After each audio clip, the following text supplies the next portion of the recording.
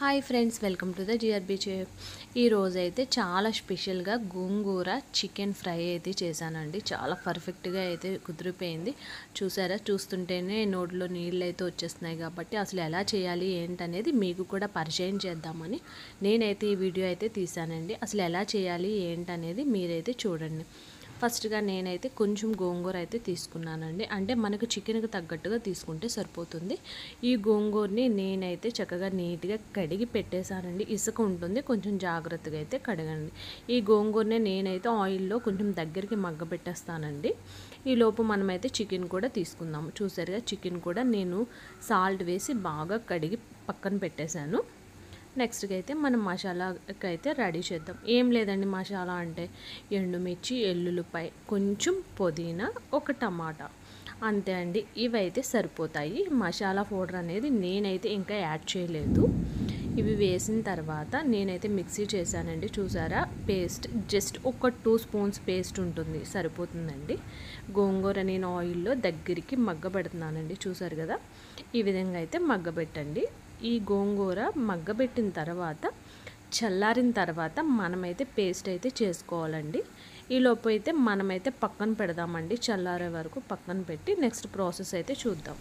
మనమైతే ప్యాన్ పెట్టేసుకుని ఆయిల్ అయితే వేసుకుందామండి. ఆయిల్ అయితే చాలా ఎక్కువగానే పడుతుందండి, ఎందుకంటే చికెన్ గోంగూర మనకి రెండు కూడా ఫ్రై అవ్వాలి కదా. అందుకని ఆనియన్ అయితే చాలా చిన్న ముక్క అయితే తీసుకున్నానండి. దానిని చిన్న చిన్న ముక్కలు కట్ చేసుకొని అందులో కొంచెం పచ్చిమిర్చి, కరివేపాకు కూడా వేసాను. మొత్తం అన్నీ కూడా బాగా అయితే వేగాలండి.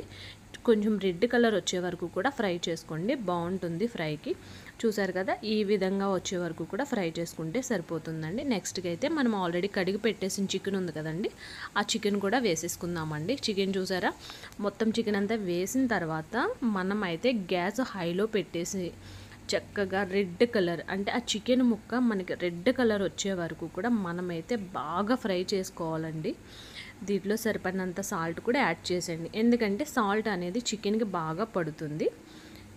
నెక్స్ట్గా అయితే మూత పెట్టేశానండి. మూత పెట్టిన తర్వాత ఒక 5 మినిట్స్ ఉంచిన తర్వాత చూసారా, చికెన్ అంతా మొత్తం వాటర్ అనేది మొత్తం బయటకు వచ్చేసిందండి. ఈ వాటర్ అంతా కూడా ఇంకిపోయే వరకు మనమైతే ఫ్రై చేసుకోవాలి. నేనైతే చూపిస్తున్నాను చూడండి. చూసారా, ఈ రెడ్ కలర్ వచ్చే వరకు కూడా మనమైతే ఆయిల్లో చికెన్ని బాగా ఫ్రై చేసుకోవాలండి. ఫ్రై చేసుకోకపోతే అసలు చికెన్ గోంగూర ఫ్రై అయితే అసలు మనకు తినడానికి కూడా అవ్వదు. ఈ విధంగా ఫ్రై చేసుకోవడం వల్ల ఫ్రై ఏమవుతుందంటే మనకి చికెన్ ముక్క అనేది అసలు ఏం మాత్రము కూడా విడిపోకుండా చక్కగా పర్ఫెక్ట్గా ఒక ముక్క ఎలా అయితే ఉంటుందో ఆ విధంగానే ఉంటుందండి. మనం స్టార్టింగ్లో మిక్సీ చేసాం కదండి, పుదీనా, వెల్లుల్లిపాయ, ఎండుమిర్చి, టమాటా, ఆ పేస్ట్ కూడా యాడ్ చేసేసుకున్నానండి. లాస్ట్గా అయితే చక్కగా గోంగూర అండి, మనము గోంగూర చల్లారిన తర్వాత చక్కగా మిక్సీ అయితే పట్టేశానండి. ఇలా చాలా మెత్తగా అయితే మిక్సీ చేసుకోండి. గోంగూర ఆకులు ఉండకుండా ఇలా మిక్సీ చేసుకుంటే బాగుంటుంది. ఇది కూడా, ఈ పేస్ట్ కూడా నేనైతే చికెన్లో యాడ్ చేస్తానండి. ఈ గోంగూర అంతా కూడా ఈ చికెన్లో బాగా పట్టే వరకు మనమైతే గ్యాస్ సిమ్లో పెట్టి చక్కగా దగ్గరికి అయితే వేపుకుందామండి. మసాలా పౌడర్ కూడా యాడ్ చేసుకున్నానండి. మసాలా పౌడర్ అయితే ఒక 2 స్పూన్స్ యాడ్ చేసుకున్నాను. ఫైనల్గా అయితే కారం కూడా యాడ్ చేసేసుకోండి. కారం కొంచెం ఎక్కువగానే పడుతుందండి, ఎందుకంటే గోంగూర చికెన్ కాబట్టి. సాల్ట్ కూడా కొంచెం ఆల్రెడీ స్టార్టింగ్ వేసానండి, అది మీకు సరిపోకపోతే కొంచెం సాల్ట్ కూడా యాడ్ చేసుకోండి, ఎందుకంటే నాకు సరిపోదు అనిపించిందండి. అందుకనే నేనైతే సాల్ట్ అనేది మళ్ళీ ఒక స్పూన్ అయితే యాడ్ చేశాను. చక్కగా ఇవన్నీ వేసిన తర్వాత ఆ చికెన్కి బాగా పట్టే వరకు కూడా మనమైతే ఫ్రై చేసుకుందామండి. ఫైనల్గా అయితే ఫ్రై సిమ్లో పెడితే ఈ విధంగా అయితే రెడీ అయిపోతుందండి. చూసారా, అసలు చూస్తుంటే నాకైతే చాలా తినాలనిపించిందండి. వేడి వేడి రైస్లో వేసుకుంటే ఇంకా పర్ఫెక్ట్గా ఉంటుంది. ఈ చికెన్ గోంగూర మా పిల్లలకైతే చాలా ఇష్టం అండి, అందుకని చెప్పి నేనైతే చేశాను. ఫైనల్గా అయితే లైట్గా అటు కొత్తిమీర వేసుకుంటే అసలు హైలైట్ అని చెప్పాలి.